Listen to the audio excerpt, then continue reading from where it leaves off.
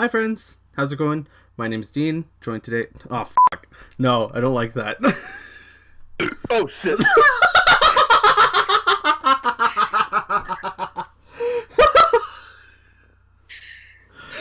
Oh, God.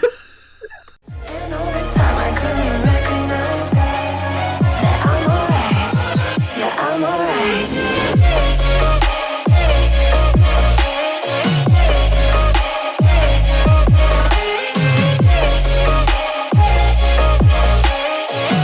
I'm alright. Yeah, I'm alright.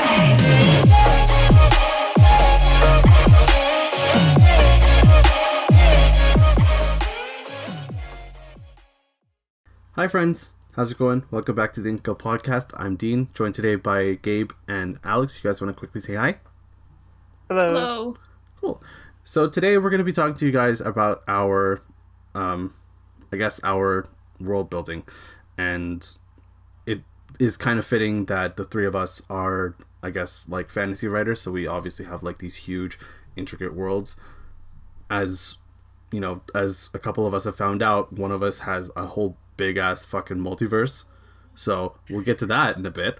But so how we're going to be talking about our worlds is, I guess we're going to be talking about just, how long we've been developing them, what kind of makes this world unique, what are some of our inspirations behind each of them. So, hope you guys enjoy the episode.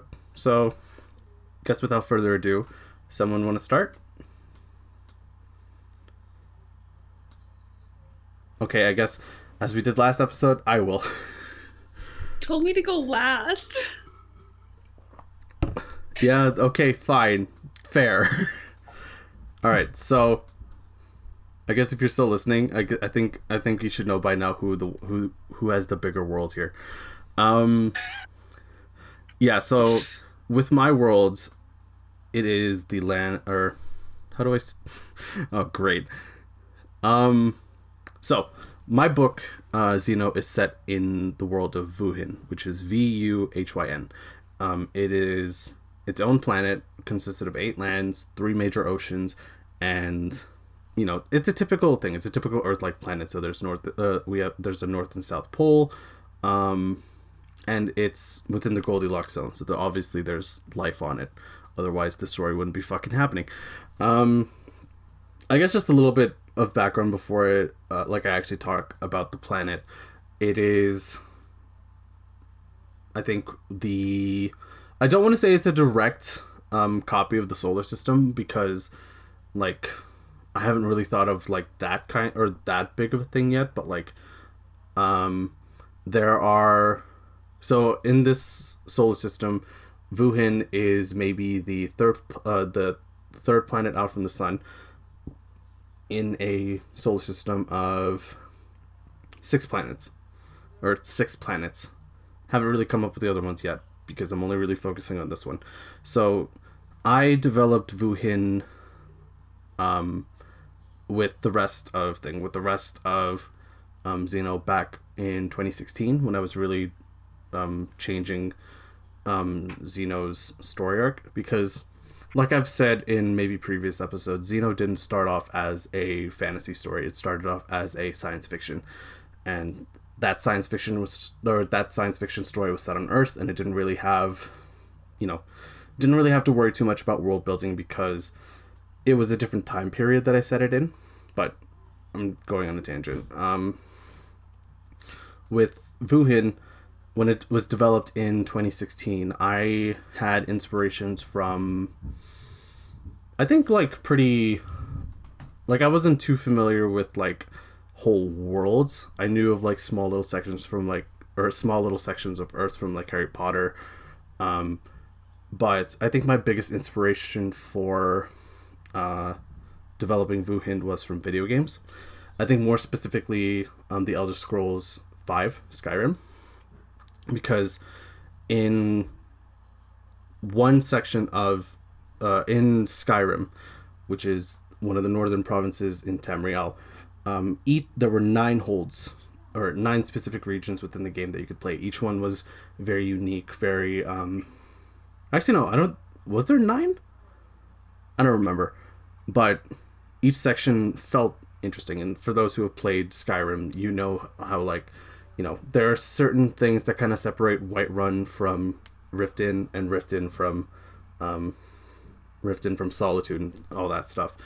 So, like, I was a huge video game person at the time, so video game stories and video game worlds were really my big inspiration for it. Like, there was Skyrim, there was Horizon Zero Dawn, I think a few indie games. Like, I really wanted, like, a visually stunning kind of world. So Amphora, which is an indie game developed by Moondrop. Is it Moondrop? My memory is pretty bad right now, but, like, that has a stained glass kind of art style for their video games, and I thought, wow, that is stunning. So I kind of made sure that if I was developing this world, I wanted to make sure every little detail stuck out and made it, you know, just made everything kind of prettier. Even if it's like sprawling cityscapes, like I wanted to have, like, you know, different colored buildings, you know, flowers all along the sidewalks, you know, beautiful skylines and everything. And that's, I guess that's what it is so far. Like, within the first few pages of chapter 1 of my book, it introduces a marigold sunset with wispy silver clouds and everything. So, like, colors and little details like that's what really makes Vuhyn what it is. Like, it's not just, you know, I didn't want to just make it an Earth-like planet and kind of copy and paste everything. Like, I wanted to have my own twists and turns, or like my own blends of flavors to it. So, with Vuhyn, there are 8 lands, which if I've already gone over them, then I'll go over them again. So, there's Illyria, which is where the first book is set. Him, which I have talked about in the episode when we were talking about ROCs, and the other 8 lands I haven't really mentioned as far as, you know, series wise, or, you know, I haven't even really talked about it with some of my creative writing friends here. But, like, the other 6 lands is Aatrox, Zur, Chaos, Fora, Inkondo, and Belua, which may be pretty hard to pronounce, but, you know, maybe I'll give, like, a guide somewhere. But I've stuck to the kind of Skyrim template where each land has its own species, has its own races, has its own species of animals, has its own color palettes, and each one has its own identity, as is kind of similar with every nation across the world right now. But it's hard thing, like, and I'm sure that we'll get into this discussion in a bit, but it was pretty hard kind of developing all of this. Like, it certainly wasn't things that I kind of come up with overnight. Like, I'm still developing Illyria as it is. Like, within the first few pages of my book, it really is only centered within a few blocks of one specific section in Illyria. So, like, as I've been developing this story, and as I've been kind of learning more about storytelling and world building in general, like, little details here and there kind of sprinkle themselves in. Like, I don't just go to bed one night, think of all my ideas, and then write it down. Like, and I respect those people that do, but for me, like, it's been gradual. Like, Illyria started kind of as a super, super blank slate, minus the name, because, you know, Illyria has been in a lot of things. It's been in a lot of literature, but I wanted to keep that and honor a lot of Shakespeare with Illyria. I think, like, more specifically about Shakespeare, like, if you guys didn't really kind of get it, those two connections, Illyria is based, like, I've stuck to a lot of references with Twelfth Night for Illyria, so it's not just the name of the country, it's also, or of the continent, it's also the 5 countries within it. So there is Orsino, where Porter was born in, Amari, which is where which is where the story kind of begins. And then there's the three other provinces, Viola, Belch, and Bastion. And each one thing, like I've said, like I'm trying to make sure each one has their own kind of identity too. So and that's one of my biggest sticking points with that is how each one speaks. So Orsino or Orsinians speak with kind of an English accent, and kind of varies between the regions. So like, you know, people from the south speak more like, or have more of a Birmingham accent or something. Like, I haven't really thought that far into it yet. People in Amari, they have more of a Welsh kind of dialect, Welsh accent, a pretty strong Welsh accent. People in Viola, I like this fact because it was it had been a thing that had changed over time, but Viola itself had been a country that had changed over time. But the one constant when I was doing the changes is, I guess, just how they spoke, and they have almost always spoken in a French accent.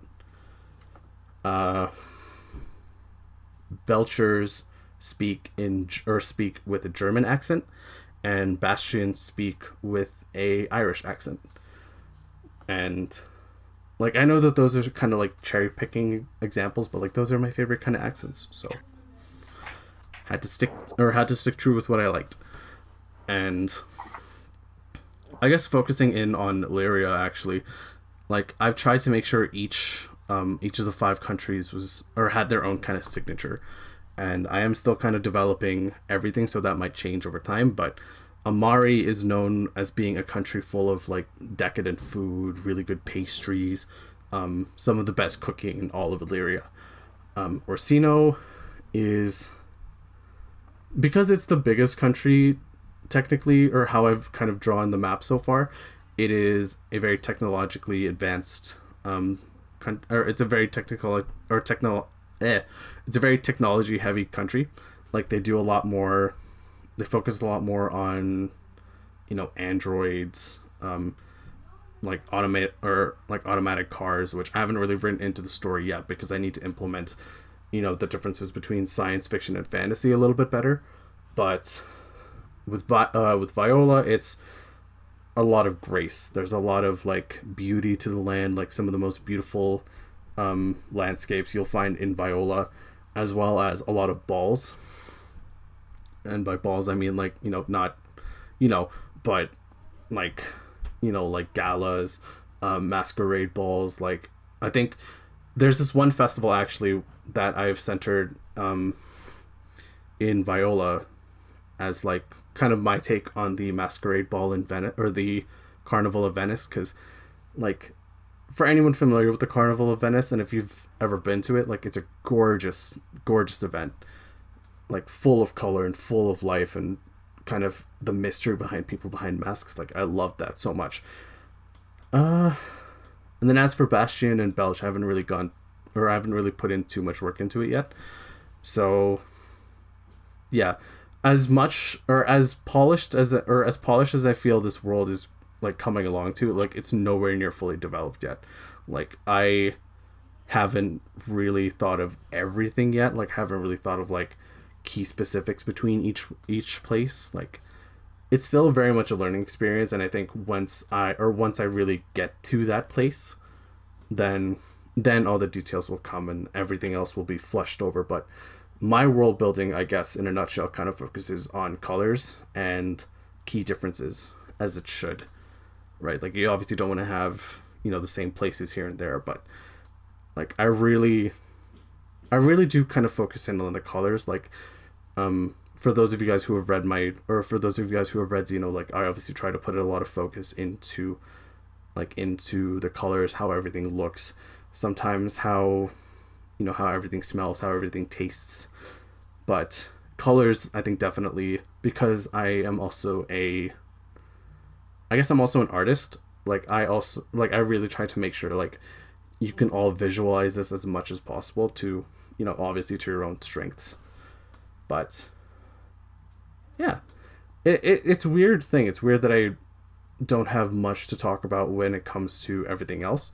Like, I have little specifics here and there about about the other continents, but I haven't really nailed down the specifics yet enough to talk about them here, especially because I guess just because like I don't want to say something concrete and then eventually have it completely different down the line, especially when I'm probably going to be referring to this just in case I get lost with the story, because that's happened a lot.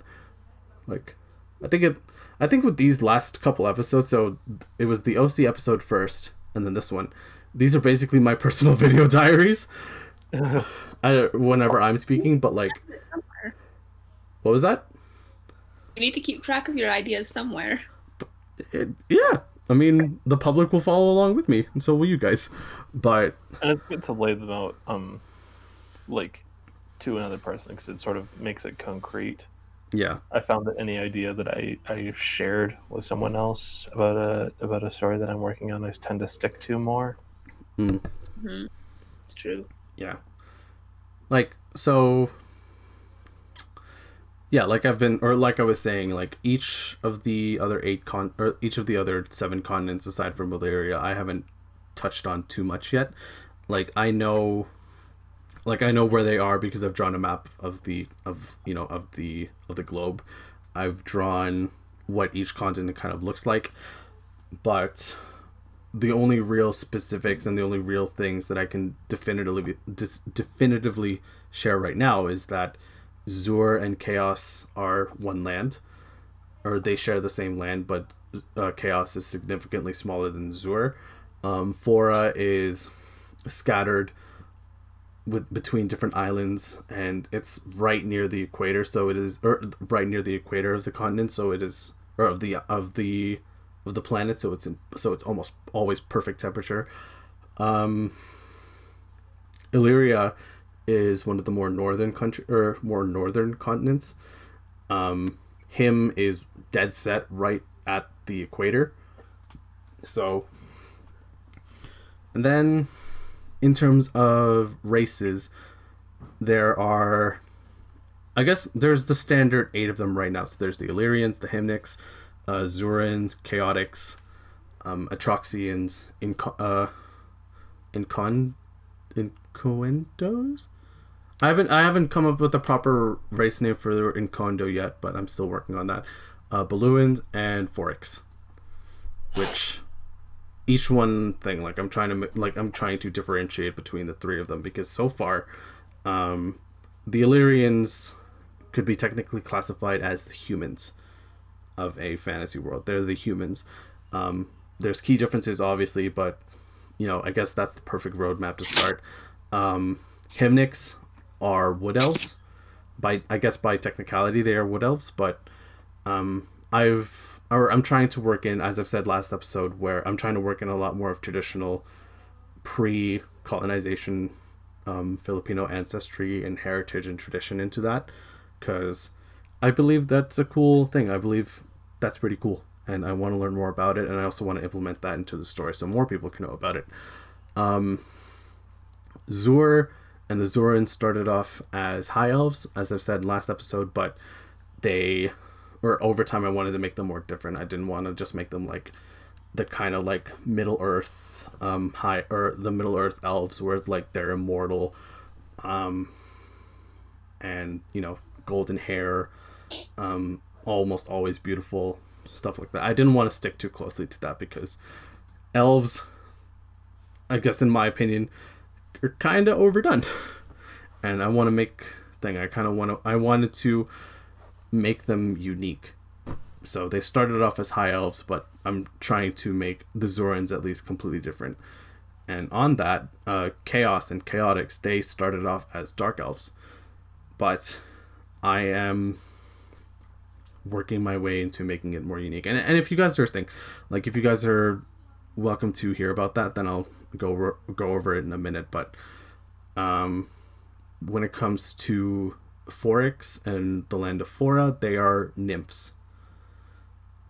That one I think I've stuck closely to my reference points. They're always like eternally beautiful, almost stick closely to the water because it is several islands. And I think like focusing on the beauty aspect of it, like I'm trying to make, like, how do I make a beautiful starting point even more original to my sense? Aatrox and the Atroxians are orcs. However, what is different is that I really didn't kind of clue these things in together, but when I was doing research on orcs, apparently they had been, like, a lot of orcs are referenced from goblins. So, yeah? Yeah, that's Tolkien's fault. Yeah, so here I am trying to make my own orcs, but instead of using goblins as or as kind of like a reference, I'm trying to use dragons. Ooh, that's really cool. I haven't I'll obviously get into the races specifically in a minute, but that's my reference point so far. Still haven't come up with a proper name for Inkondo or for the race of Inkondo yet, but and then I'm missing Balua. Yeah, Balua. Balua is I guess it's the one that I'm most interested in because, and I guess I'll start talking about the actual races themselves now. Balua is an island of savages. It is a country, or it is a continent that is, it's not it's very middle-sized. It's kind of, if you were to compare it, it would be the size of the Philippines. It is splintered into 5 different islands, and this country, this continent, because of how it is and because of the dangers that are within this island, the Baluans are savages in the sense that they're very vicious. They're very if they aren't familiar with you, then they will attack you because they deem you as a threat.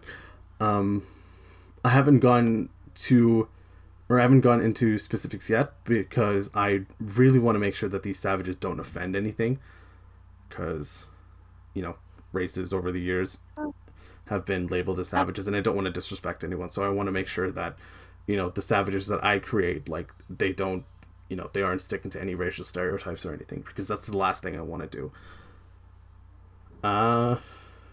With Forex, I've said that thing. I've said that they were my reference, or I said that my reference point for creating the Forex were nymphs. And I think I need to do a little bit more research when it comes to that, actually, because I don't know a lot about nymphs. I know that there are different kinds of nymphs, like wood nymphs, water nymphs, stuff like that. So I need to come up with something interesting. If you guys have any ideas, then we can leave that as a discussion. But Atroxians, I've already talked about how I've tried, or how I want to, instead of goblins as a reference, I want to use dragons. So I was thinking of entertaining like canines, maybe wingspans. Everyone is obviously they're still kind of orc-ish, so they're very brutish, very traditional, but very warrior heavy race. But I want to incorporate more dragon motifs, make it more interesting. Such a cool idea. Thank you. And I think, if I haven't already talked about it, within Kondo, they are natural fire, firebenders, so they're naturally good at manipulating fire. Haven't really much worked on there, but I think those are the races that I have least developed. The races that I have developed the most are the Illyrians, Zurans, Chaotix, and the Hymnics. So, starting with the Illyrians are, like I've said, they're the humans of Vuhyn. They're very adept at technology, because this world is set in our time, but with a few more advanced changes, and a lot of that is due to the Illyrians having a lot more I guess, they're a lot more tenacious when it comes to their technology.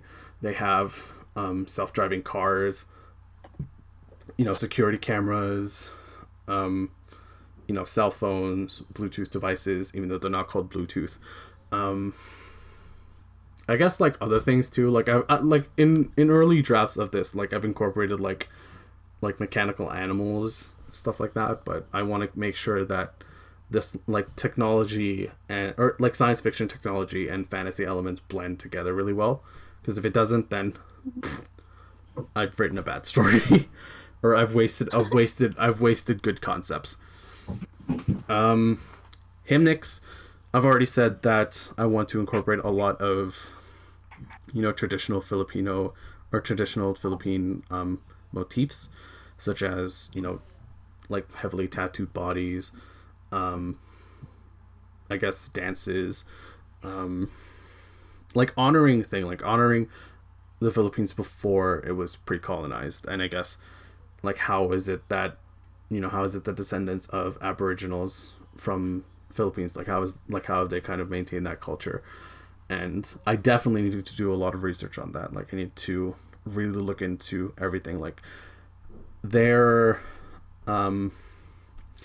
it shows just how little I know about my own culture, because there was a whole language or a whole written language that the pre-colonized Filipinos used, and that was something called Baybayin. I think that's how it's pronounced, and it looks gorgeous. Like it looks so pretty, and like I want to learn. First of all, I want to learn how to write it.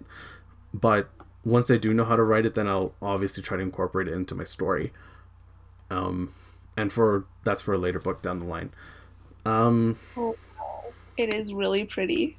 Yeah, so yeah, you've looked at it. So it looks really pretty. I want to learn how to write like sentences in it, because then once I've been comfortable writing sentences, then it's like, oh, if Magna writes a sentence in Baybayin because she is, you know, because she's a hymnic, like I know what she is saying, right?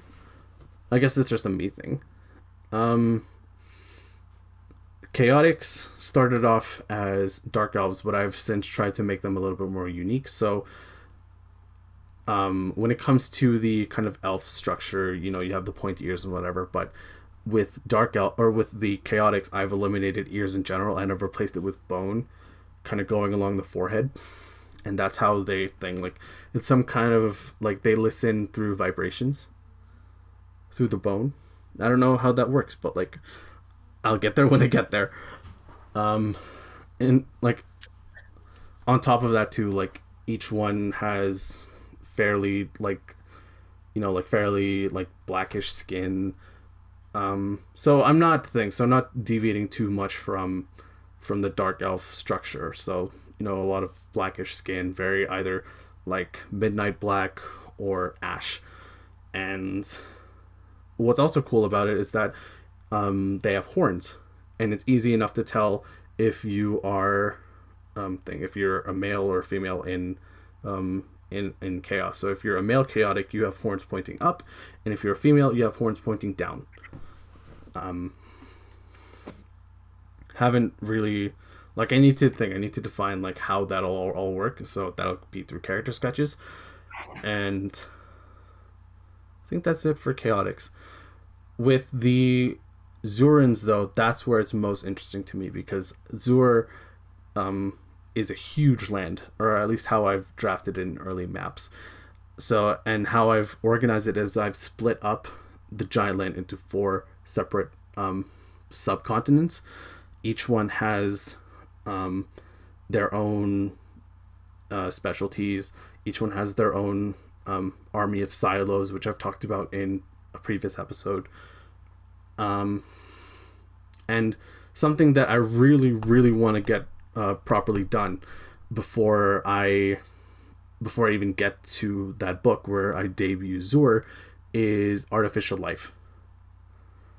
I've entertained the idea that, and it's weird for me because I'm talking about Illyrians being the most technologically advanced, and here is the Zurans with whole sentient robots.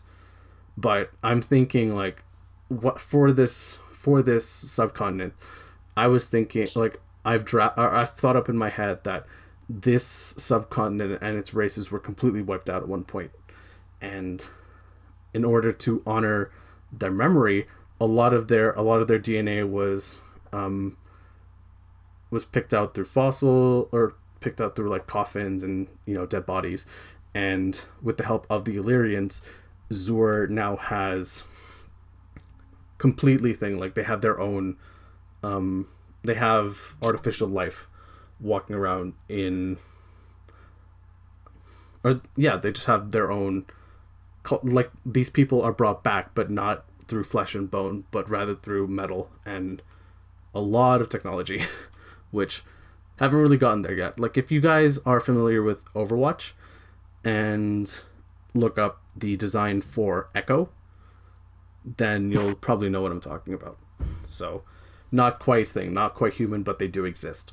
Mm-hmm. Really cool though. Yeah. And I think like I've said, like I haven't really done too much development into every single continent yet because I'm trying to still focus on just Illyria for now, but yeah, there is a lot of potential with Vuhyn, like with the 3 oceans too. Like I'm trying to come up with like sea creatures to fill it up, and you know, ranging from like things people eat on a regular to the terrifying fucking monsters that live way deep in the oceans. Like I think my reference for those sea monsters, which I haven't really started coming up with yet, but like my reference for sea monsters is from the game Subnautica, which if for those who aren't familiar, Subnautica is an open world exploring game which takes place completely in an alien ocean. So all the life in that ocean is completely unknown to us, and some of the designs are so fucking cool, especially the sea monsters. So I'm like,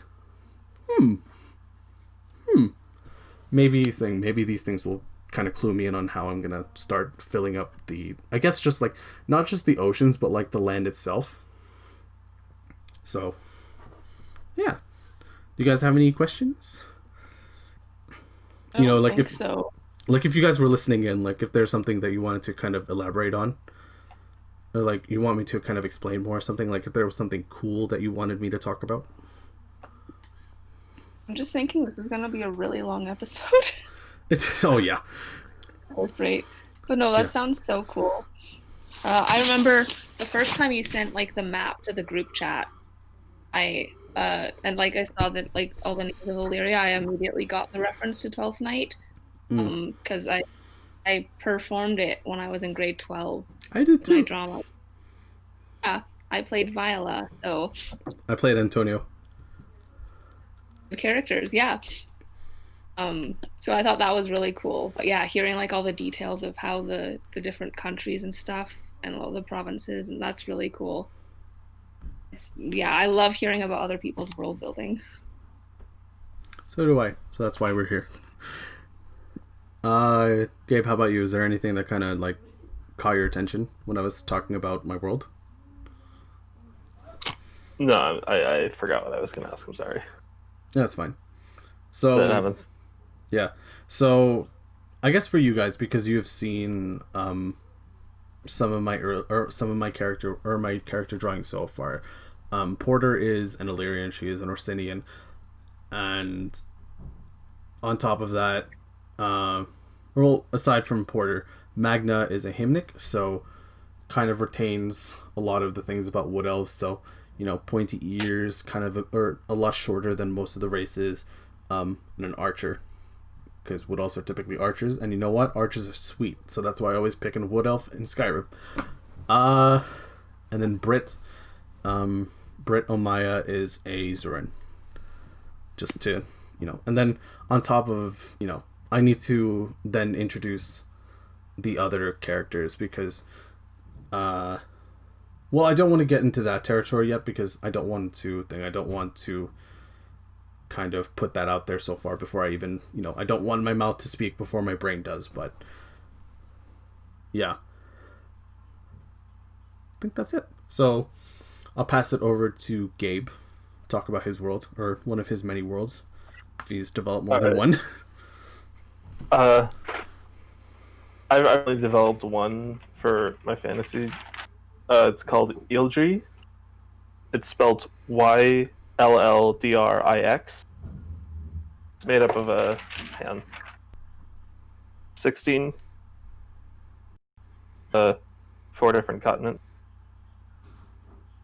Wait, 16 countries, 4 different continents? Is that what it was, or? Yeah, 16 countries across 4 continents and 3, I guess 3 oceans between them. Think of like if I can ask, like, why only 4? That was just how my drawing of the map went. To be honest, I sort of drew big. That's sort of something that happened with this. I had the countries that I wanted to make in mind, and I sort of drew obscure shapes on a piece of paper, and then I sort of just filled them in, like punched them in wherever I felt that they fit. So it just came up that there's 4 Yeah. big land masses, and the Well, countries are. Yeah. Well, I mean, I only asked because like it's not like I was expecting like, you know, like the same number of continents as mine, but like, you know, we all have our reasons of including X number of continents. Yeah. I'm sort of not sure how to go about this. I should structure this. So I guess, I guess so. Just let's just go over a thing. Let's just go over like each continent one by one for now. Talk Okay. about the races. Talk about like, you know, the cities if you want to, and then talk about like what kind of makes each one special. because the first continent I don't Just have any gonna names shut my for the door. continents yet. There's I guess the northern continent. There's a western. There's the southern, and then there's I guess a southeast continent. I'll send a picture of the map later. It's very weird. Okay.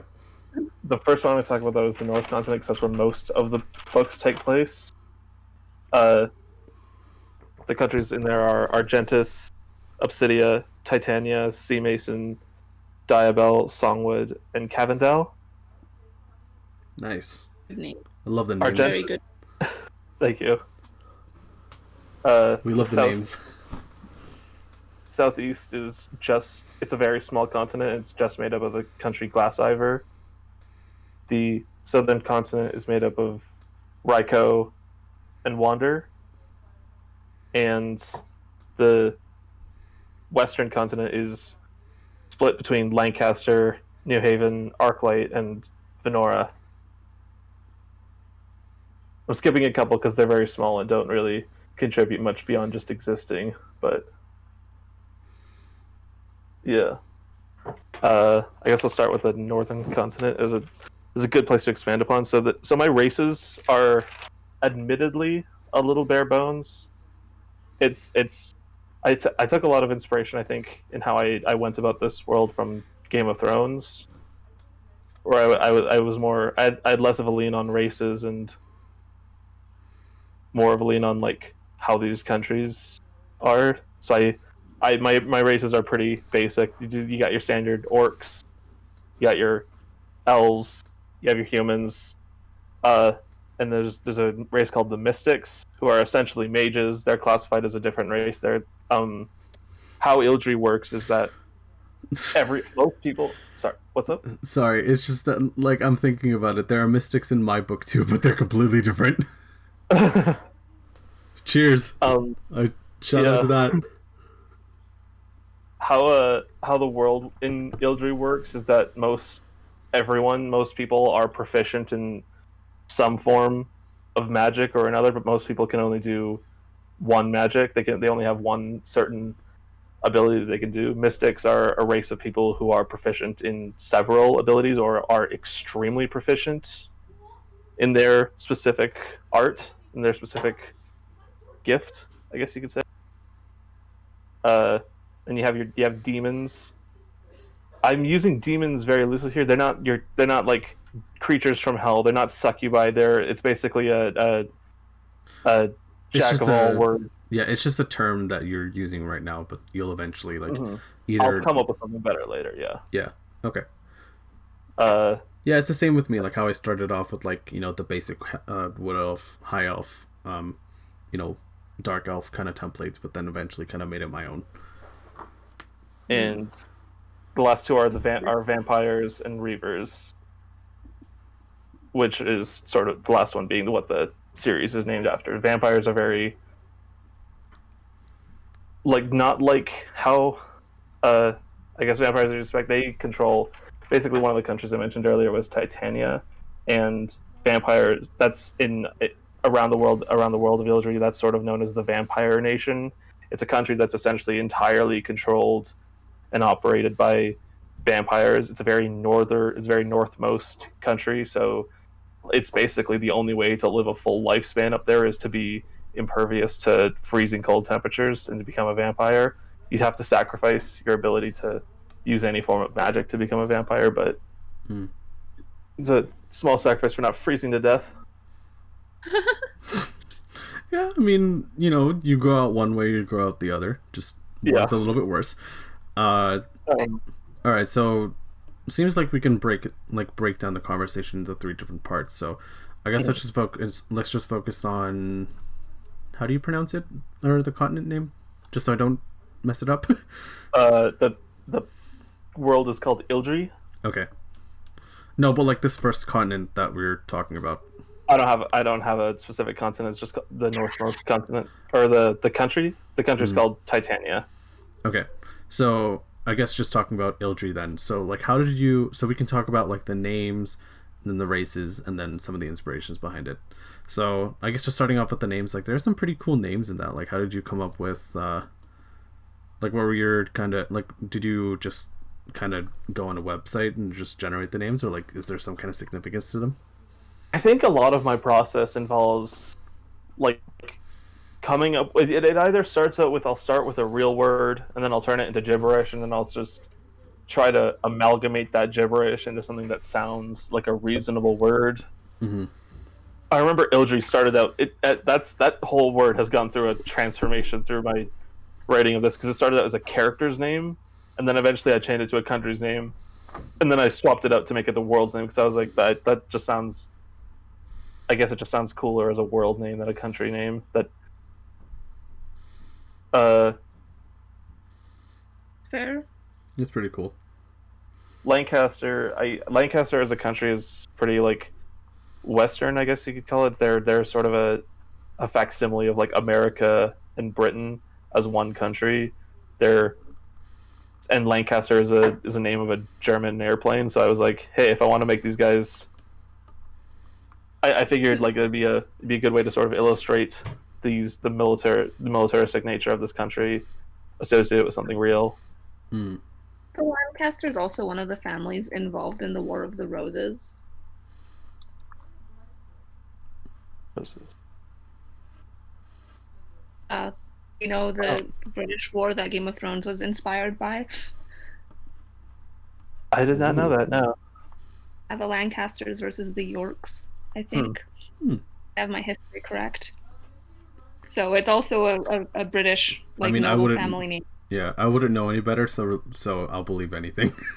Yeah. What about some of the other names? Argentus Argent is is the Latin term for silver, and Argentus as a country is sort of like a middle ground. I guess you could call it the middle ground between a lot of these countries that have like tight tensions between them, and Argentus is sort of a peace-giving place. It's a place where people can just. It's sort of a lawless town, but at the same time, it's the only place where the war doesn't exist. Lancaster and Titania have been essentially at a standstill in a long-standing war for the last century before the book starts. So, Argentus is sort of a place. It's sort of like Switzerland. It's a place outside of this big conflict between what are essentially vampires and humans warring across the world. I mean, you don't have to cover like every single single name, like just the ones that are kind of have like a lot more significance, or maybe just have a cool story behind them. Songwood is the elf, sort of the elf colony, and sounds very elven. Yeah. A hint of pretentiousness too, so like this sounds very elven. Yeah, they're a very guarded race. Most of the book series is set in a very like cyberpunk sort of modern day world, but Songwood is sort of the one place that hasn't. They're sort of like the Amish. They just haven't. They've stayed away from a lot of modern technology. Anytime a character goes to Songwood, they'll see characters like riding around on horses. I really just wanted to have elves in this story and have like classical elves, but I knew that didn't mesh with cyberpunk, so I felt that sort of having them be like we like elves are already pretty standardly like a secretive and guarded species, so I thought that would be a natural extension of them into a modern day, that they wouldn't really accept a lot of technological advances. They would sort of stick to their own ways and stick to their own means. In the comparison to the Amish is funny, but I think it works. Like it makes sense. Yeah. And yeah, I think those are the most prominent ones. The rest of them are sort of players. There's a lot of political stuff and a lot of rising tensions. So a lot of these are more players on the field than really active participants. Mm-hmm. Most of the stories are set between Lancaster, Argentus, Titania, Songwood. Nice. Yeah. So I guess now let's talk about the races. So there's humans, demons, elves, vampires. So I guess talk to us about how you're making each one kind of differentiate, and how you're making each race kind of stand out. So I guess starting with the humans, what are you doing to make humans a little bit more unique, or at least how are you kind of starting them off?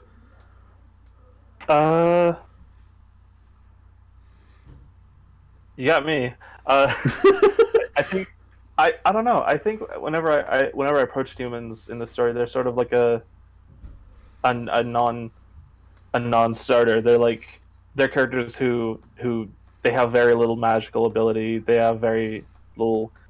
They're not really in touch with the more spiritual aspects of the world. They're very gung-ho people. They're very I guess you could say authoritative. Lancaster especially is a very close-knit human community. They don't allow mystics. They don't allow vampires. They don't allow basically any other race to enter Lancaster unless you have special permissions.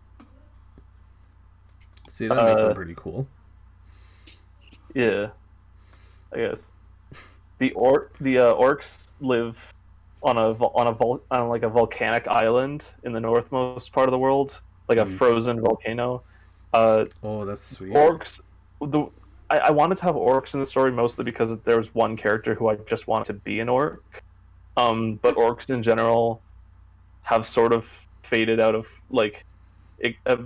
purpose here. There's not a lot of big wars that are happening right now, and orcs in this world are generally kind of like Vikings. They thrive on conflict. They thrive on having a big thing to go fight for and to go fight towards, and now they don't have that. So most of them are just sort of chilling on this frozen volcano.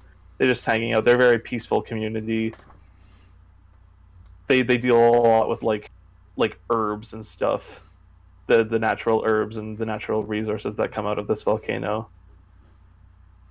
A lot of diamonds. Yeah, diamonds or volcanic rock. Considering all the pressure that builds up within a volcano, right? Yeah. Cool. What about the vampires and demons? Vampires, I touched on this. Vampires are pretty. There are vampires in a lot of the countries, but vampires generally flock to Titania, as it's sort of a capital for vampires.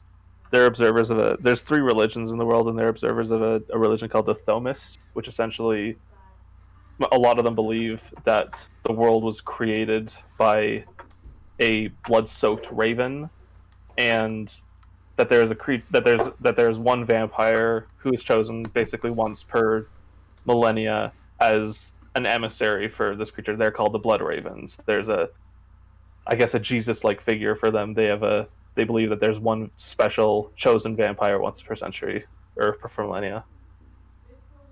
So kind of like a blood-sucking Buddha? Kind of, yeah. No offense to any Buddhists. That's the one that came to mind first.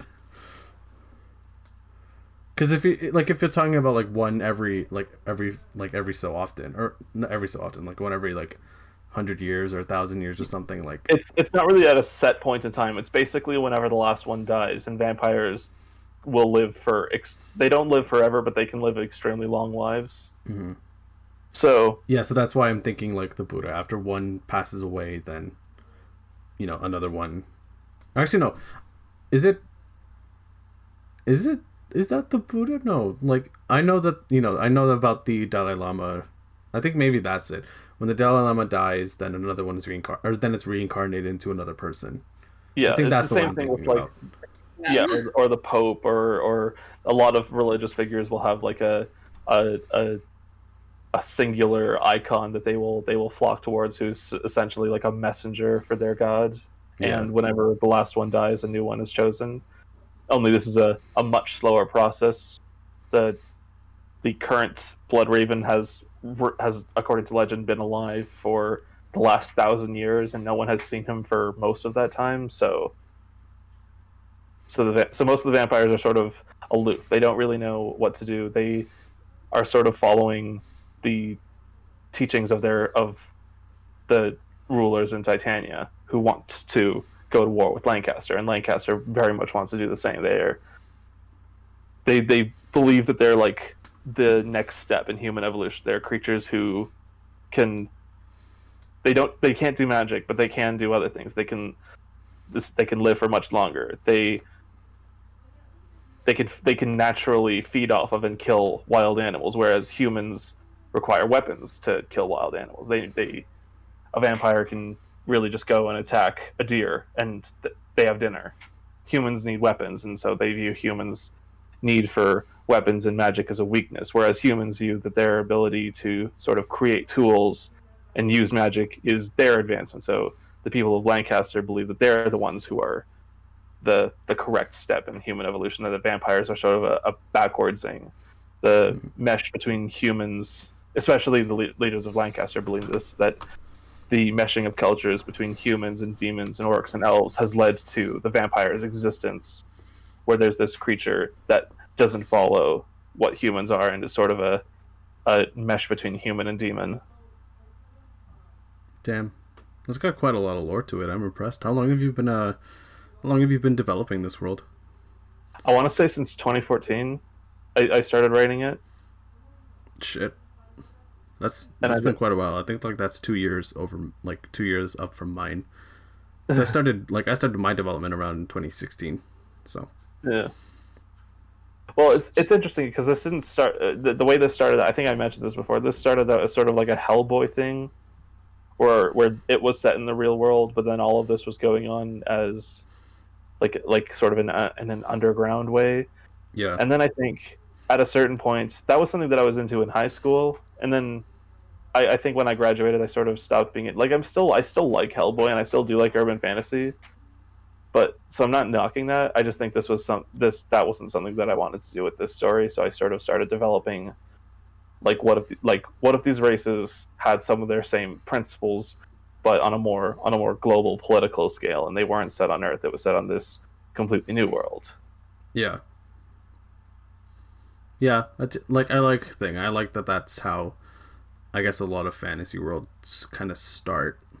Like, it maybe starts off with an initial idea or an initial character, and then suddenly your ideas kind of it all kind of spans too much for either just the single character or just the single like city. So you're like, you know what, fuck it, I've got some time on my hands, I'll develop a whole fucking world. Yeah, everything sort of bounces off of reality in some way or other. Titania and Lancaster, for like, basically started out as like a vampire faction in Russia and a human faction in America that had a struggle against one another, and then that developed into this war between two countries, this Cold War, I guess, between two countries. Oh yeah, that's something I didn't really kind of touch on when I was talking about Illyria, like factions. That's a good point.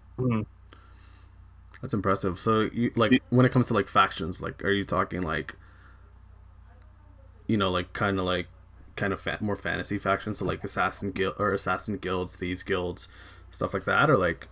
I don't know about that. There's it's mostly like tied to the country. There are some factions that aren't necessarily tied to countries. There's a a group called the Pendragon Institute, and they're more or less peacekeepers. They hail from Argentus, and they exist to sort of prevent war and stop groups that might want a war to happen for their own means from getting that, and that's sort of where the actual plot comes in. Mm-hmm. Damn. No, I should be giving a lot more, I guess, more engaged answers than damn, because I am super engaged in it. It sounds like a pretty cool world, and I guess we'll touch on more of that. But I have to go to the washroom. Okay, fair enough. Yeah, so I guess we'll take a quick 5, then we'll come back. Yeah, that might give me some time to like think about like some more stuff I want to talk about because I'm flustered right now. Cool. All right, sounds good. Hey everyone, welcome back. So we were talking about Gabe's world, and I guess to kind of pick up on that conversation, he was going to tell us a little bit more about it. So pass it over to him. Well, yeah. Before we stopped, I was briefly touching on one of the religions, the Thomist, the sort of the vampires religion. Yeah, and there are 2 other religions that I sort of want to get into: the Bosberek and the Navari. The Bosberek is sort of the religion of the mystics and sort of some of the high mystics. They believe that the world is inside the stomach of a giant cosmic whale, and that the whale's stomach acid is what gives people the ability to use magic, and the more that the world is digested, the more the world is consumed with magic, and eventually the world will be completely destroyed by this whale's digestive system. And Okay, that's really cool though. That is so cool. Thanks.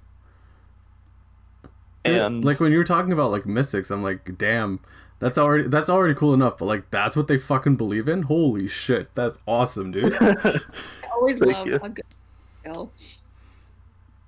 What was that, Alex? Sorry? I always love a good space whale. Yeah, space whales are... So, this is on a thing, a complete off thing, but one of my favorite trailer music composers, Ivan Torrent, there's this one, like, announcing his latest album, he did an entire video where it featured space whales. Or, like, sky whales, and it looks so fucking awesome. Like, ooh, shit. Anyway, going back to Gabe. So you were talking about, like, the mystic, or the religion of the mystics. Yeah, the Bosberek. Or the Bosperism, whatever you would call it, for the whatever context you would call the religion. They're known as the Bosberek. And yeah, they essentially they don't necessarily believe in a higher chain of evolution, but they do believe that they have a belief that the will of this whale, they call it the Leviathan, but they essentially believe that the will of the Leviathan is what guides each person to have their specific magical ability. They think that certain people, if someone has, and then people who have no magic at all, to a boss rank, if you have no magical ability like the protagonist does, then you're considered like a lesser creature. You're considered like the ultimate lesser, because you're neither magic nor a demon. You're a nothing to them. Nice. So what about the third religion? The third religion is called the Navari. The Navari is a religion that's spoken of idly in the Venora and the Elves.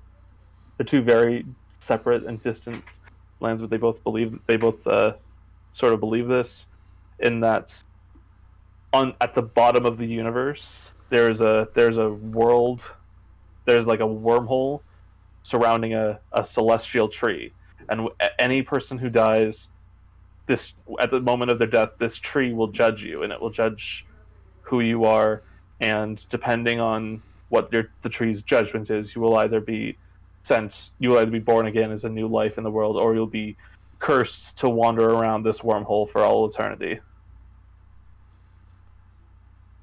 Shit. It's very grim. Yeah, I mean, yeah. it's certainly like a step up in grimness in terms of like, not or in terms of like when your comparison is one of the religions being you're inside of a whale's stomach, like. So like I gotta ask, like, what was it like developing these like religion system or these religions then? Well, 'Cause- it was interesting because I sort of did it in the reverse because I sort of like my actual belief in religion. I think there is a grain of truth to each of these in the actual lore and in the actual world, but none of them have it quite like on the mark. But they all have a sort of a grain of truth. So, and it basically stemmed from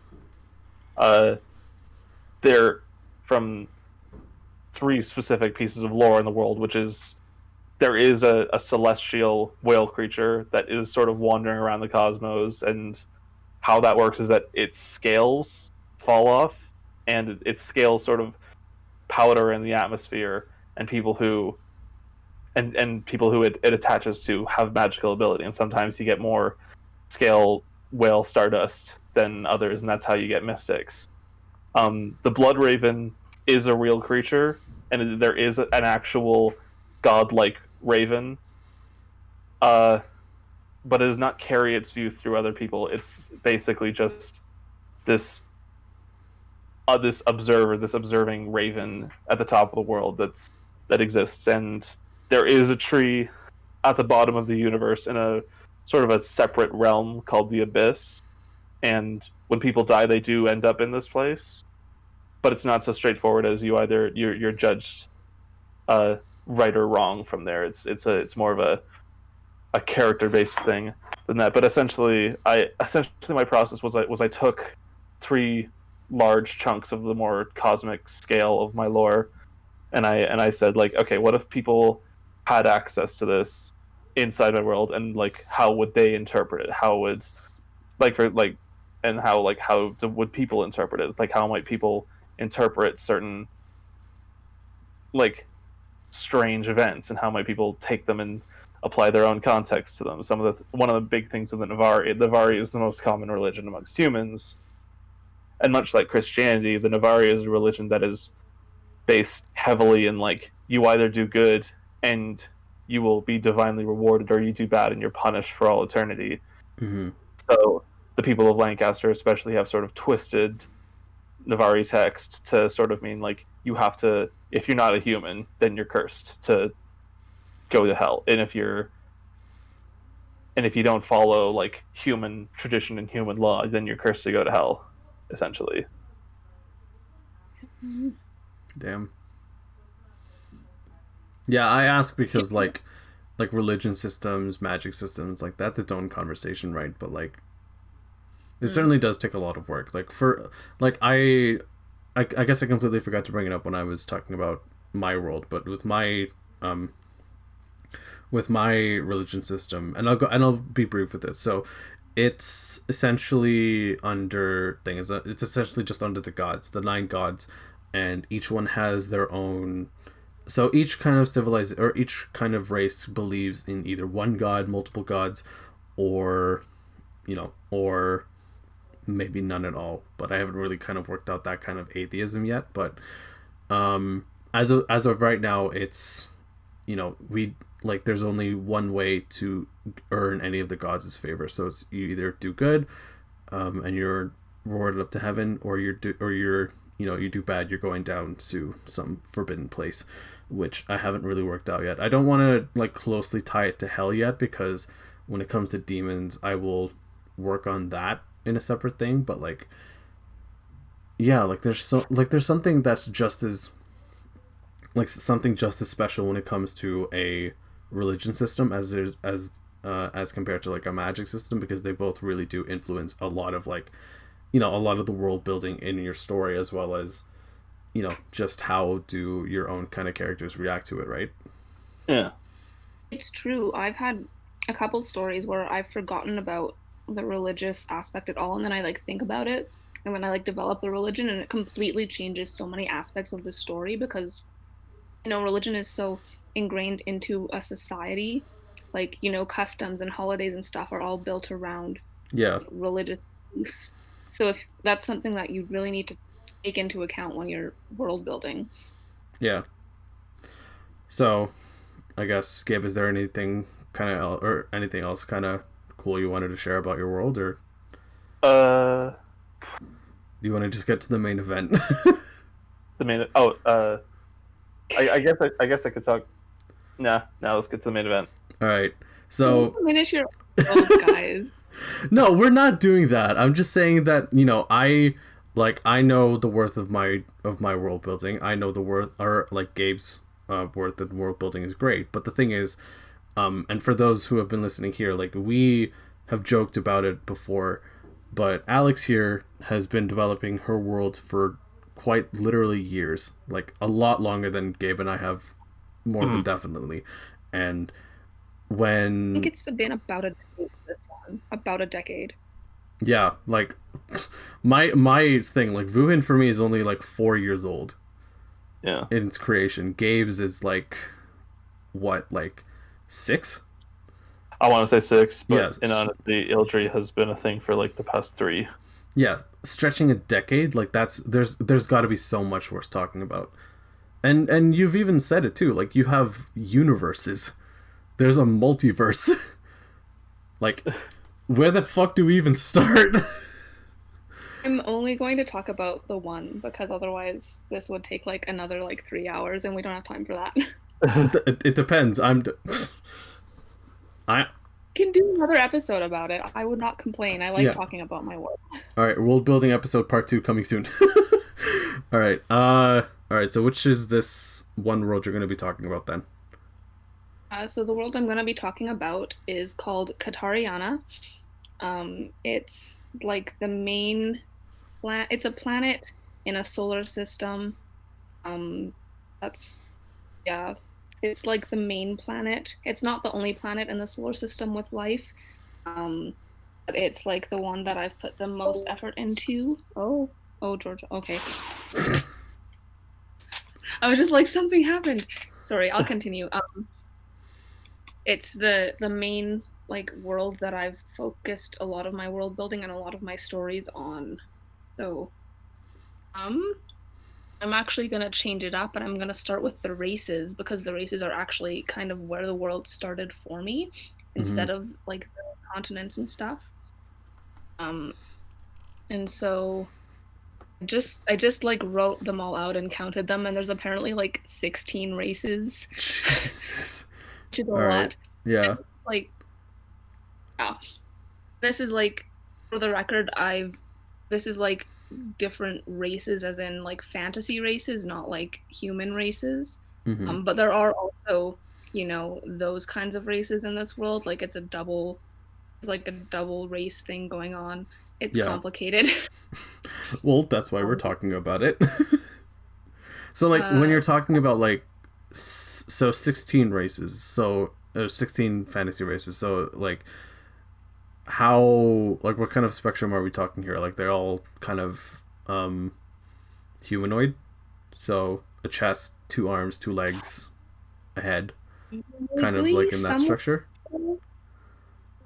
That's what most of them are like, but not all of them. So I have them like split up in 2 different ways. There's like based on like their similarity and their like types, I guess, versus how the government is set up. I think I'm gonna go with like the race, like how the races are similar though, because I think that's the more interesting way to do this. So I have them kind of split into 5 groups. So the first group are celestial beings, as it were. For the record, these all started as like basic like fantasy races and then eventually evolved into something else. As we've talked about, that seems to be like a common thing in fantasy. So in like original versions of this world, they were like angels and demons. That's no longer what they are. They're called the Arun and the Drar. And the Arun are basically beings made of pure light. They consume stars. And they have like fast travel abilities, like they can open portals and stuff. But yeah, they consume stars. They can also condense themselves into a humanoid form, though they tend to look more like godlike entities. Like they have multiple eyes, they have wings, they have like multiple limbs and stuff. the Drar are similar. They're also like giant space beings that kind of rely on the Arun to live. After the Arun consume a star, the like matter that's left over is what the Drar feed on. They kind of have like a symbiotic relationship. That makes sense. That's so and cool. then the Drar similarly have like humanoid form, like the wings and the arms and stuff. Then Shit, this is just group 1. lore-wise, they just found this nice planet and just that had a bit of life and decided to settle and hang out. So that's why they live on the planet when they could be, you know, roaming through space. This also isn't like all of them. Like there's probably like groups of these races like out in space or whatever, but then there's just like a select group of them that live on the planet. That makes sense. Yeah, no, yeah, I got it. I'm following. So they're kind of like separate from all the other races. Like all the other races are like vaguely related to each other and can like, you know, interbreed, if you will. But the Arun and the Drar are both asexual beings. They reproduce asexually. Not that that's that relevant. It's just, we need more, so, ba-ba, there we go. Basically, yeah. I was just making a joke. anyway. I'm pretty sure that's not actually how it works. I haven't thought that much about it, to be honest. Alright, so, what about group 2? Group 2 is, I have it written as humans, question mark. They're like the closest thing to humans in this world. And they're split into 3 groups. First group are like I've been calling the basic race. They live all over the planet. They're not really confined to any regions. And they're called the Wachelen, or if I want to go English, elementals. And they're like basically people that have control over the 4 elements. Except they're like split into 5 groups from there, one for each of the 4 elements, and then a group of people that don't have any ability with the elements at all. And they all have their own names and stuff. And then after that, you have the Ylldrix, or the witches, which are basically Wachelen that figured out how to use non-elemental magic and figured that out. And then branching off from that, there's the Brisha, which are, well, I've been calling them psychics, sort of, and they have a similar like magical ability to the witches, but it's like different in a way. It's hard to explain the difference between them, but witches, the Ylldrix, essentially can like are good with like physical magic, like things that control the real world, whereas the Brisha, the psychics, are more like mental magic, so more into like, you know, things that happen in your head, illusions and that kind of stuff. Yeah. Makes sense. Yeah. And then again, like back through history, they can trace their lineage and like the branching off points. That the Brisha are actually the most recent race to like break off and be like, we're our own people. That, yeah. Nice. I'm gonna keep talking if that makes sense. Okay, so what about yeah. group... so that was technically the 4th group, so what about the final one? No, that was the second group. Oh, wow.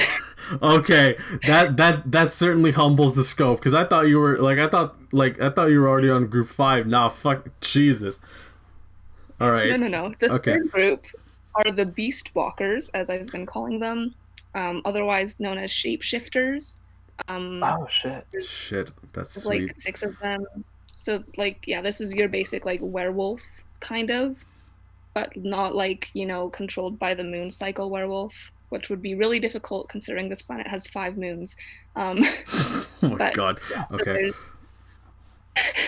there's the Katath, which are like cat-like beings, and they can transform. They have like a humanoid form and a beast form. All of them.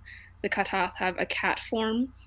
Then there's the Wavi, who are wolves. The Shichif, the foxes, the Zamern, who are like the mermaids of this world. They have like a human form and then like a sea form. It's not really like a fish or anything. It's just like its own thing. Um, and there's the Gavuks, which are the centaurs, and then the Thikan, which are birds. And they all have like, yeah, like I said, they have a humanoid form and they have like a beast form, and they can also like kind of have like a transition point in between them. They like don't look fully humanoid, but they don't look fully beast either. Um, then the fourth group are the Fae. They include the Mirun, which are based on sirens. Uh, then they have they have control over like water and air. They have like a water form and like a flying form, and then also like a land form. Um, they're really complicated. They have lots of fun legends and lore about like their origin and stuff. Then there's the Vamurth, otherwise known as the Pixies, which are like these are the most colorful looking of the races. They have like different skin colors. They have like wings like a fairy and that kind of stuff. And then there's the Muvikuno, which are imps or sprites. They're the ones that look like the least humanoid. They're all quite short, have like quite bushy hair and stuff, and then again tend to have like not human skin colors. Um, so yeah, that's the fourth group, and then the fifth group, I don't really have a name for. This is where the vampires come in. And there's two different kinds. There's the Varun and the Vabris. Varun are like the basic vampires. They're people who have been changed into Varun, either because they chose to or they were forced to against their will. Talked about this briefly last time, but the Varun have like slight variations, or they can be any race. To start off, they can be any race, like can be have been born any race and then turned into a Varun. So you can't be born Varun, basically. They tend to be stronger, faster, better at picking up like magic than other races. And then the Varbris are a specific kind of vampire. They have to do like ritual sacrifices in order to obtain it. And it makes them even stronger, faster, gives them like crazy magical abilities, makes them basically impossible to kill. It's also super illegal because, ritual murder tends to be illegal in most places. One would imagine, yeah. Yeah. It's a big no-no. So, those are the races of my world. Jesus, that's it. Like it like I've already said, like and like it was pretty evident like a few minutes ago. Like I thought that you had already I thought you were already on your fourth group, but no, it was just within that subgroup. Holy shit, that's actually impressive. And like I want to ask, like, just how long have you been developing Katariana? Again, like I said, about a decade. And this was the races were one of the first things that I did too. Like I made I had a PowerPoint slide and I had them separated into like the different governments. Did you start off with did you start off with all 5 groups like when you were first starting, or like did some of them kind of come up or come in over time? Okay, originally, like I said I could have gone through the races in 2 different ways. The other way that I could have gone through is the government way. This world, like the people, instead of like having a general name, they're called Stone Lorik, which if you translate it directly basically means homeworlders. But then the way their government is split up is there's 3 different groups: Stone Zar, Stone Dra, and Stone So. And so originally when I made it, they was based on those 3 groups: Stone Light, Stone Night, and Stone Might. as it were. I had 6 in each category, so there were originally 12 races.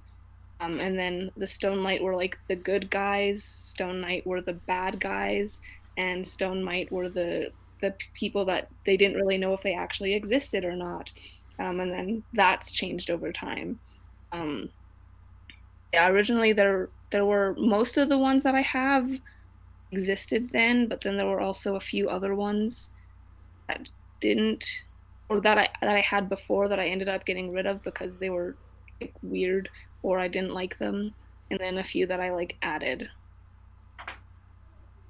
Nice. Yeah, it's complicated. Yeah, I really commend that kind of dedication, and I'm pretty sure Gabe does too with like the little holy shit that I heard. Like, that's so much time, like a decade's worth of like world building. That's impressive.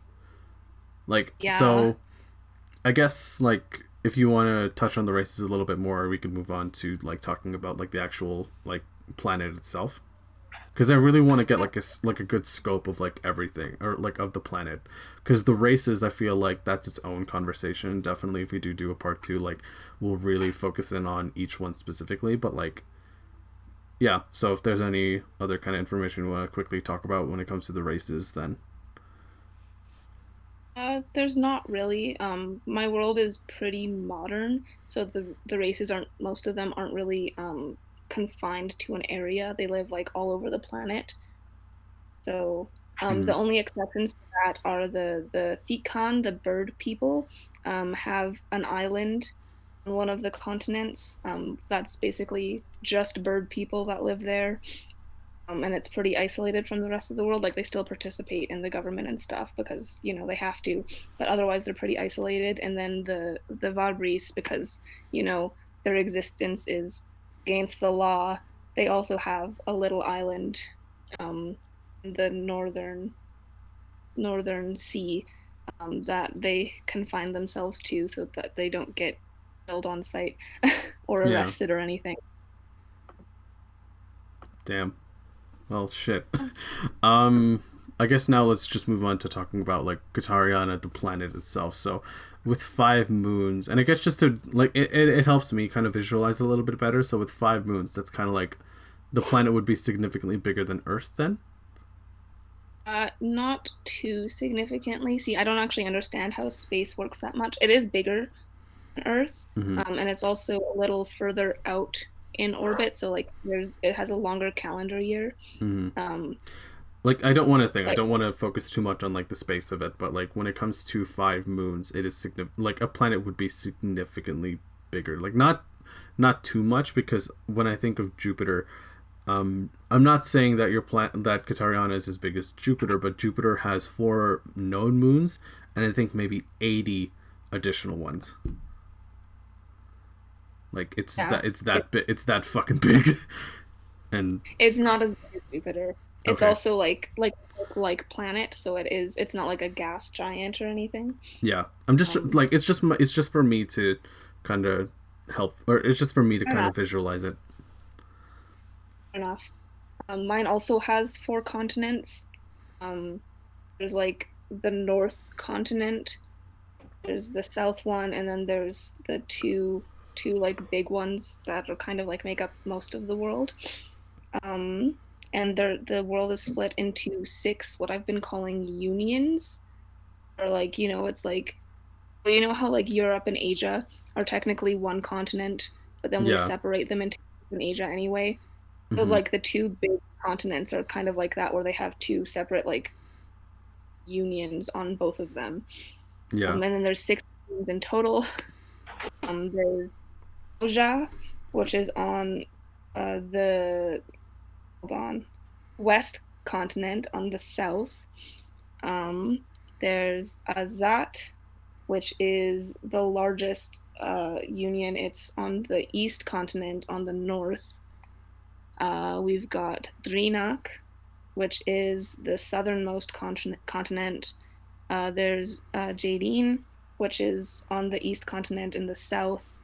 There's Zarutika, which is the northernmost continent, and then there's Zarenia, which is on the west continent in the north.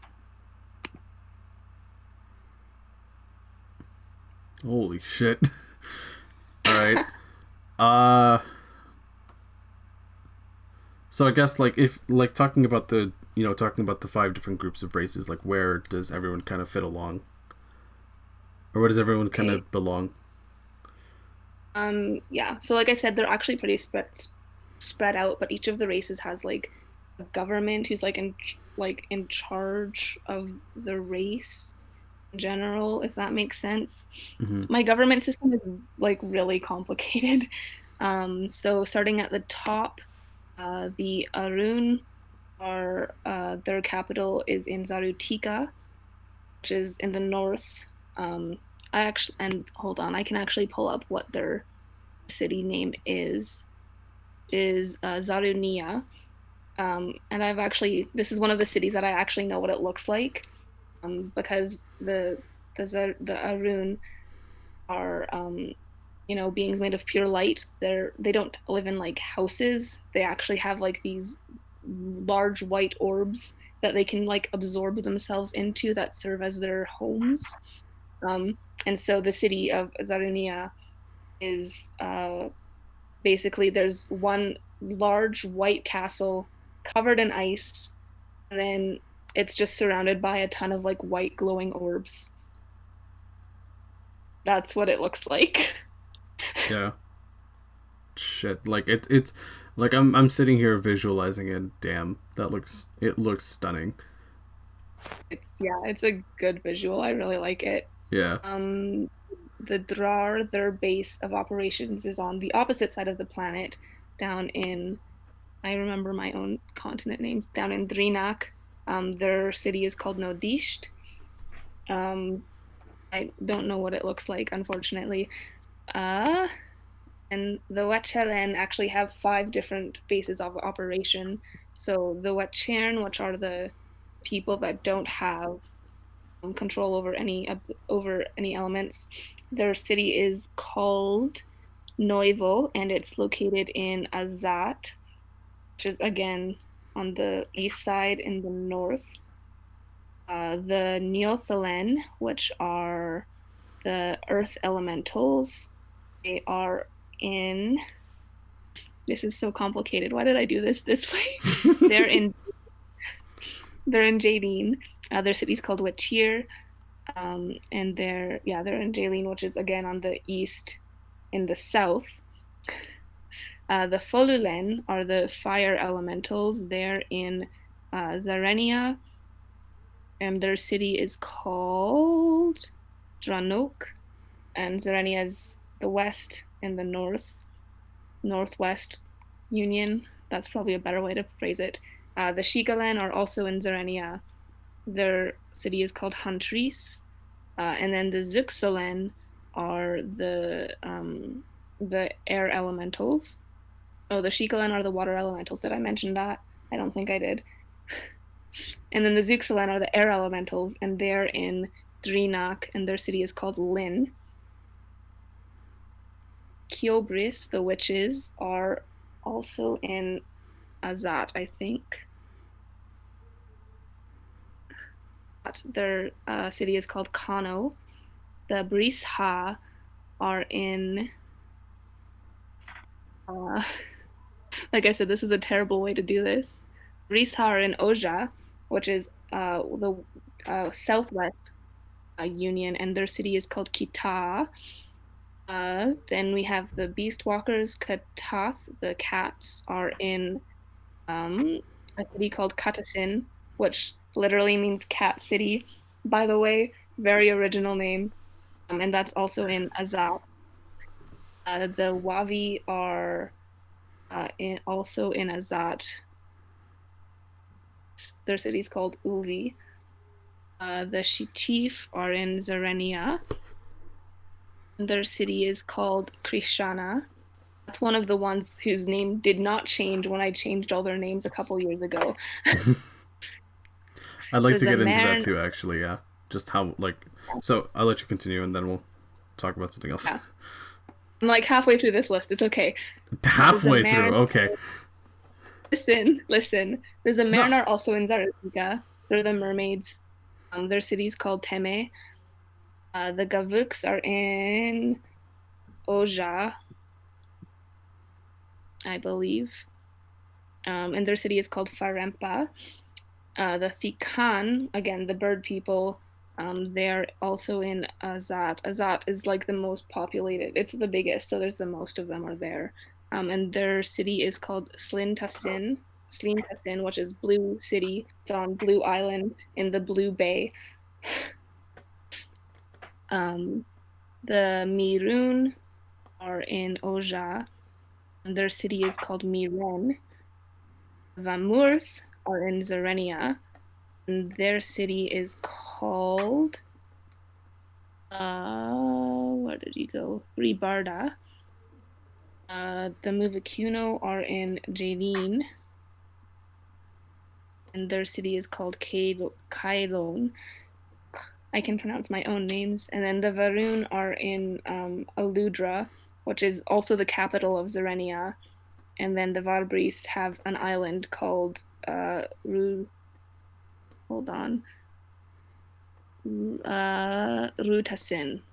Red City. That's also in Zarenia.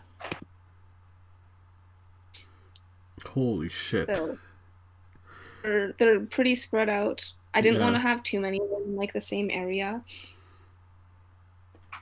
Yeah. And there's 2 on northern and southern continents because they're the smallest, and then the rest of them are spread out between the other 2 continents. Yeah. That's so impressive though. Like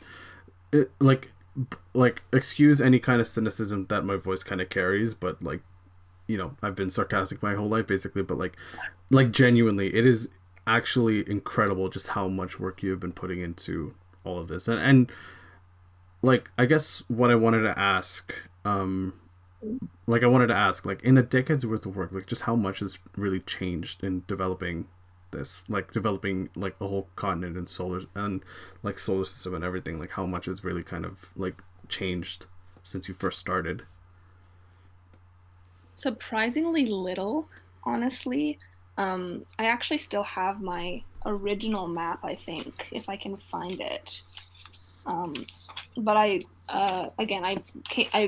designed the map when I was 11 or 12, maybe 13. No, I think I was 12. And so a lot of the names I came up with were kind of terrible, in my opinion. So I ended up changing them. I don't know. I like a lot of the names. Yeah, because I changed most of them. I'm telling you, the original ones were bad. I found it. Okay. So the original, honestly, the like names of the continents haven't changed that much, or like the unions. So you have Zartika and which is now Zarutika. You have Kataza, which is now Azat. Neldj, which is now Jaleen. Kantik, which is now Drinak. That one's the ones that's changed the most. Kowaj, which is now Oja. And then Zarania, which is now Zarenia. So like 2 of them are pretty much the same as they were, and the other 4 are all pretty different. Yeah. But like some of my names in here, like I have a city called Bublaze, which is bubbles with a Z at the end. I love that. I love all this, but I love that a lot. They're so bad. There's a city called or a continent or a country, sorry. There's a country called Auka, and its capital is Aqua, which is spelled like awkward, but without the R and the D at the end. The original vampire capital was called Transylvampyrus. And then again, I have the city of Catropolis on the island of Katgra in the Union of Kataza on the planet of Katariana. That's awesome. I love all that. Sorry? I had a city called yeah. I was gonna say, can you tell I'm a cat person? Okay. I also have some other really good names in here include Alikia, which sounds like Ilikia. I'm never gonna forget that now. And then I have a city and a bay which are both in a land.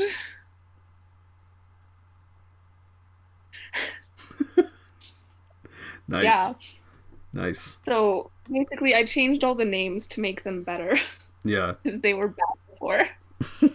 And I also, because at the time of originally creating this, I hadn't really thought about like language differences or anything, so I just kind of came up with things and called them what I wanted. And Mhm. then when I was in like the end of middle school, beginning of high school, I started being interested in like developing my own language for the planet. And then that developed into six Like, different languages. yeah, I was about to say, like, is it just one universal language, or is it just kind of, does it then kind of differentiate into like hundreds of other languages or dozens? So how I have it set up, like I said, I have the six unions, which are kind of like the big centers of the planet. And then each of the six unions has an official language that pretty much everyone speaks at least one of those.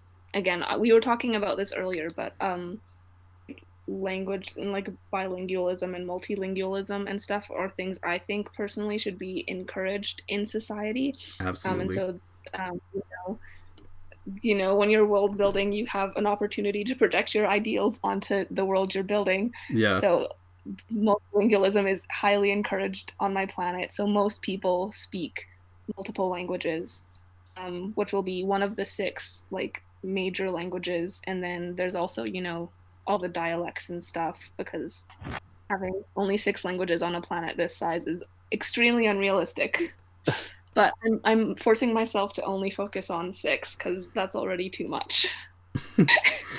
Yeah, it's like in my own experience too, like trying to even come up with alphabets is difficult.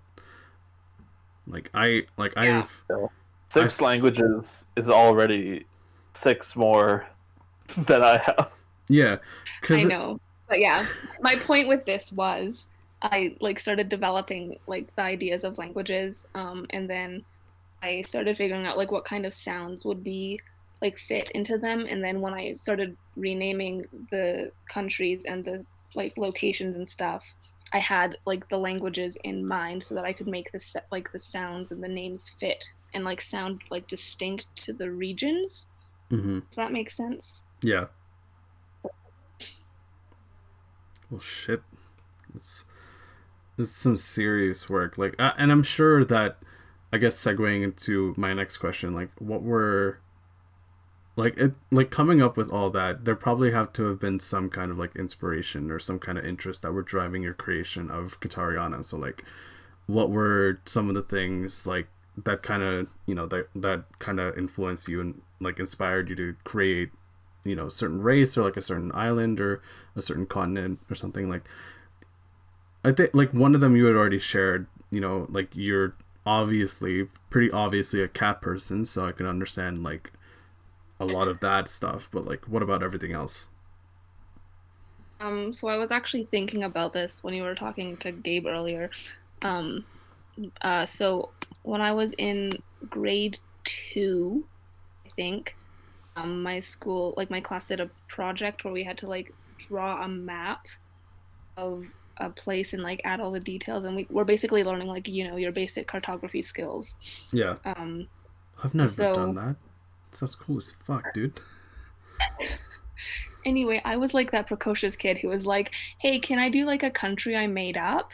And my teachers were like, and I was like, "I already have it like developed and everything," which I didn't. I was lying, but my teachers don't. Um, Ambition.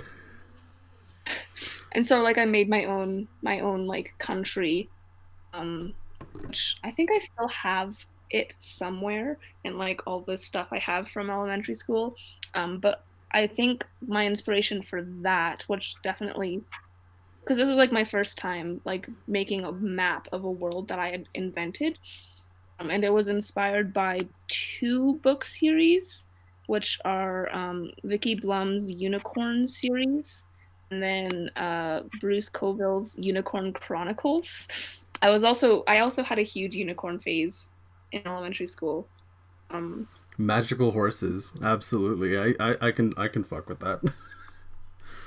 Yeah, so I remember, like, I think there was another one, but I don't remember what it was called anymore. But like I remember they had worlds in there and maps and stuff, and I thought they were really cool. And so I was like, oh, I'm gonna make my own world like that, where there's unicorns and fairies and stuff. Um, so that's kind of like my first map making experience. And then from there, I don't even remember what exactly inspired like me to make my own planet, as it were. It just like I remember like sitting in class in like grade six, like doodling out my map. Um, Yeah. and it's terrible quality, but I still have it. Yeah, well, I mean, like, I'm pretty sure we did talk about this earlier, but it's just the whole thing of, like, having one too many ideas for a set location, for a set, I guess just, yeah, for a set location, so you kind of just have to start expanding, right? Yeah. So Yeah, and then, originally a city turns into a country, and then a country turns into a continent, then a continent turns into continents. And then Yeah. you have a whole fucking planet. it kind of went the other way. I mean, it kind of went the other way, to be honest. Mhm. But like I think one of the big things was around grade six, like my best friend at the time and I had like this story going on where we were like twin sisters and we were like cat girls, who were secretly princesses from another world. Typical like preteen girl wish fulfillment. um, and then around the same time was when I started coming up with ideas. I guess like a few years before that was when I started coming up with the idea for the Diamond Dagger, which is one of my current projects. Mhm. And I was like, well, what if they were in the same world but like different time periods? And then so those two stories together kind of like flashed, Yeah. and that's kind of where Katariana came from. Yeah. That's definitely like, and this is a whole other off thing, but like that's definitely a big plus when you've kind of created your own planet. Like you can, like, there are still kind of some aspects that you can't really avoid. Like if you created a planet with a magic system, then you have to acknowledge the magic system sometimes. But what I'm getting at is that like having a planet pretty much entitles you to write however many kind of stories you want. And I think that's just with me. Like, I can certainly write, like, a romance story, an off-romance story between two completely irrelevant characters to to Porter's story, and just have that go from there. It's kind of like an off story. You know what I mean? Like, Yeah. it's so cool having that much, or having that big of a sandbox to play in. It is, yeah. I have so many stories in this world. And the other thing is because I'm overly ambitious, as we've already established, is that like I have this planet which exists in a solar system that has other planets with life on it. And these planets all have like histories. So I have stories that take place on multiple planets in multiple time periods. Oh my god. All right. Well, we're going to be doing these world building episodes for quite a while. Bruh. Wait, so there's... Oh my god. So You want to know Yeah. how many planets there are? Yeah. So Yeah. I guess quickly before we get into it, because I'm super interested too, but like for those listening, like Gabe and I think Gabe more, like I guess Gabe especially, like he has had such an interest in Alex's world building for quite a while now. And after really hearing the scope of everything, like I'm so ready. So how many planets are there? Hold on, I'm trying to find my notes about it. Oh my Oh god. god, you can't count them by your hands. Good Yeah, god. you can't count them by your hands. I don't remember how many planets. I think there's like 13 planets. Not all of them have life, but more of them have life than probably should. But it's fine. Yeah, so like in Um, this one solar system of 13 planets, it's not just Katariana that has life on it. That's insane. Of course not. Of course not. Where's Yeah. the fun in that? Okay, yeah, so we have Lanu, which is the sun, the planet Stephiar, planet Alexala. These names are so... the planet Niran. None of those planets have life on them. Then we have the planet Taliana, which does have life on it. Then there's the planet Avirn, which does not have life on it. Then there's Urania, which has life. Paya, which has life. Katariana, which obviously has life. Stone, which used to have life but no longer does. Ocrion, which has life. Storia does not have life. Estean does not have life. And then Due does not have life. You can hear the page. You can hear the page turning. It's just like there's so many notes on this. I fucking love it so much. Okay, so I have like all the planets written out in like with like English characters and then or Roman characters, whatever they're called, and then also in Atanique, which is one of my languages, and then I also have like all their moons listed out. So it's like 3 pages of notes. So Like it's 3 pages back to back. Wait, doesn't the first planet have? I did. Oh my What? god! How many moons? How many moons are there? Yeah, how many collective moons? Do you want to start counting? Because I'm just gonna start listing them off. All right. So Oh my Ayapalat, Alarfaya, Rune, Zerna, Isenjorth, Slinda, how is that pronounced? Uriva, Breorna, Ryathea, Asmalia, that's 10. Aurelia, Kika Sunyat, Ika Toon, Inam, Loloe, Nusa, Owelhe, Seb, that's 20. Irasira, Akijo, Aquel, Larn, Medno, Aleg, Nula, Inyaki, Yamya, Akela, that's 30. Kele, Okelo, Ikili, Ukeru, Ikele, that was 35. Oglon, Oblereth, Clinda, Obolech, Athok, that's 40. Ylldrix, Oshara, Oscala, Osnoth, Ostian, that's 45, and then Owabridi, so that's 41. You mean 46? Oh, 46, yeah. 46, Holy thank you. shit! You were like halfway in like the total number of moons surrounding Jupiter, and that's an entire fucking solar system worth. Like, oh my god. Yeah. To There's fucking. probably other minor ones, but those are like the named ones. Yeah. Oh my god. Sorry, Gabe. What were you saying? Oh no, I was just making an offhand joke about how like Star Wars is like a universe that has taken 30 years to get to where it is, and Alex is just out here fucking Batista bombing. 2 sittings, so like a couple hours altogether.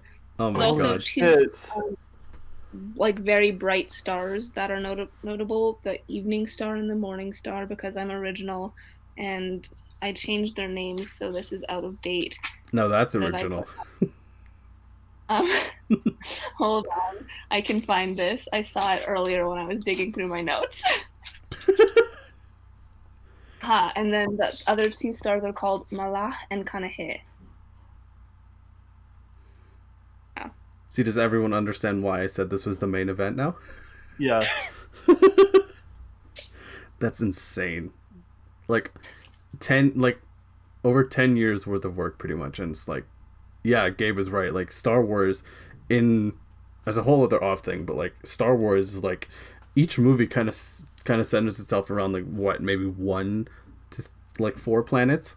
I don't want to get into this because this isn't the episode. Yeah, for it, but... I know, but I'm just saying like around 1 to 4 planets, maybe kind of thing. Maybe like how many whatever the fuck else.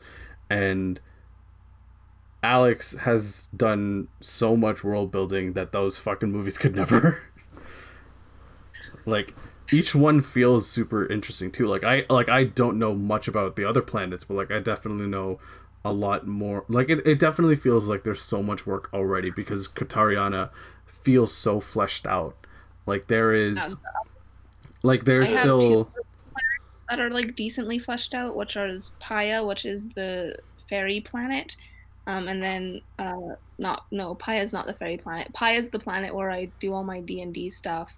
And then Urania, which is the fairy planet. Oh my god. A whole planet for D&D. Now that's respect. I love that. All right. I said. Yeah, that's nuts. Oh my god. That don't see a solid flex on your party.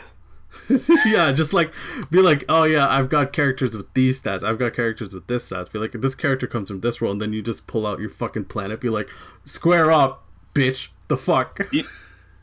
You have a cosmic map to whip out during D&D sessions. What planet do you guys want to start on? Holy shit. Oh my god. That'd be fun though. Like if any of us kind of get like actually start something, like we should do like a D&D campaign on a planet that we just let Alex create. I have several waiting. Several? I have several waiting. Oh my god. Right. I just listed off all the planets that have life on them. Okay. There's a lot of God. For another writing challenge, we need to do like a postcard story on like here's the writing challenge that I'm proposing. I'm not serious about it until we get enough people to do it, but like we need to do like a short story on a certain aspect that Alex gives us about one of our many different fucking planets. Like an anthology? I'd be down for that. Yeah. So the thing is, Alex will either give us a race or a continent and just enough information for something for us to write maybe 2,500 words on it. Yeah. And then we get judged on it, and then Alex judges the quality of the content. Yeah. it'd have to be like And then- available constantly for extra information. No, you just need to give us as much information as possible. Just be like, okay, here, write your story. You have maybe 2,500 to 3,000 words. Impress me.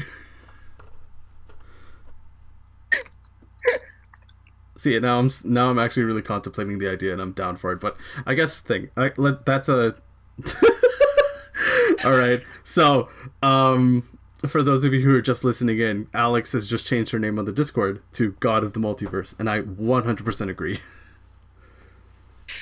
I've been whimsy for too long. I guess for you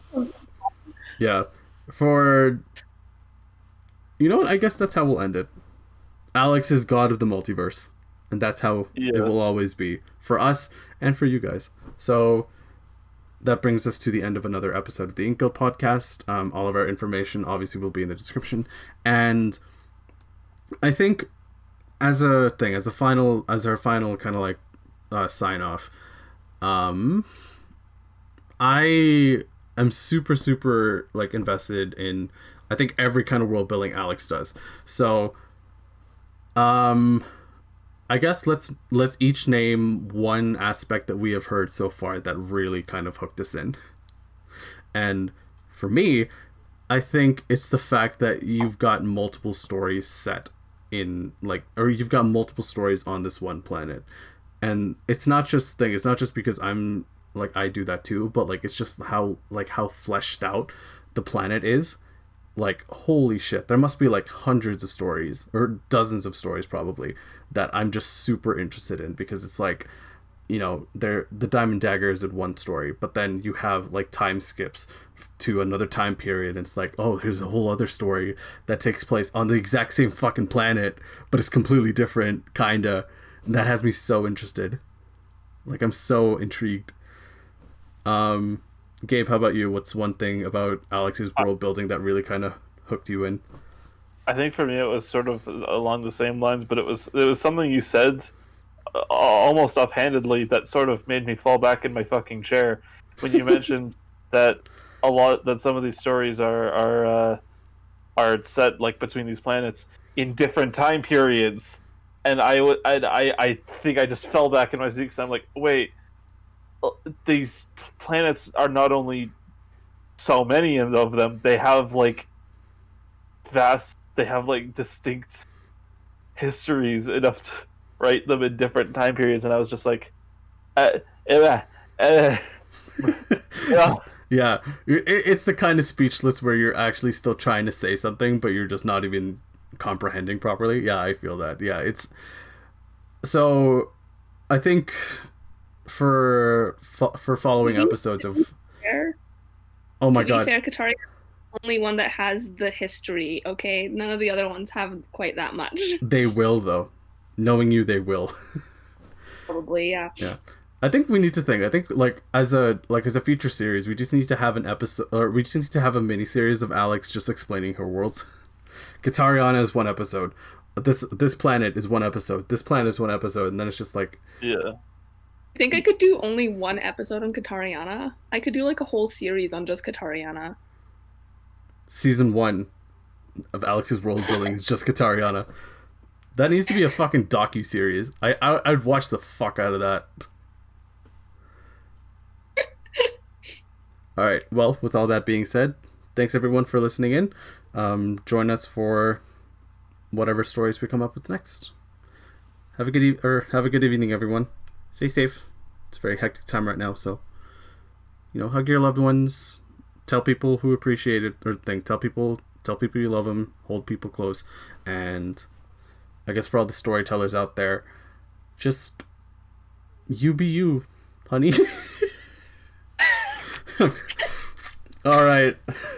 On that shitty intro, have a good night, everyone. Bye. True. Extra,